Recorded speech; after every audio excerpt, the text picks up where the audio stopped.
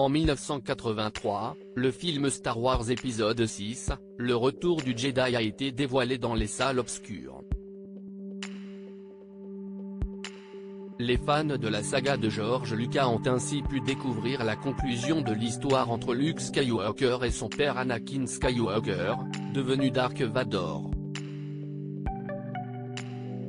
Afin d'avoir un antagoniste principal parfait, le réalisateur a décidé de choisir non pas un, mais 4 acteurs différents pour l'incarner. Déjà présent dans les 2 précédents volets de la saga, l'acteur David Prowse a repris son rôle de Dark Vador pour la 3e fois dans Le Retour du Jedi.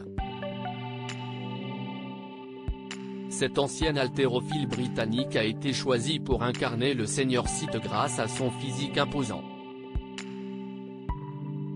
En effet, sa taille de 1,96 m permettait de rendre son personnage encore plus impressionnant.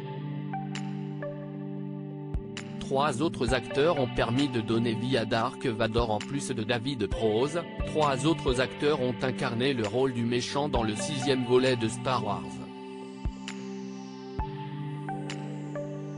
Effectivement, Sébastien Shaw a été choisi comme visage de Dark Vador, au moment où l'ancien chevalier Jedi enlève son masque.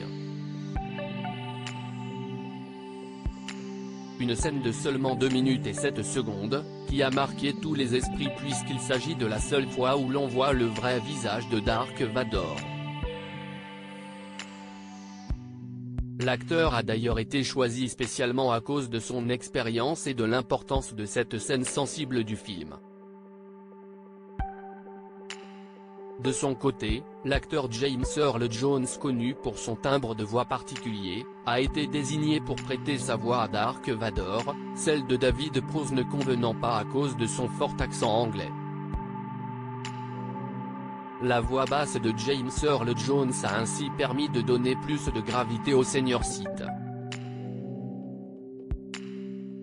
Finalement, les scènes de combat au sabre laser ont été effectuées par le cascadeur Bob Anderson. Ce dernier, plus petit que David Prowse, a cependant dû être filmé en contre-plongée, afin de donner l'illusion de la taille imposante de Dark Vador.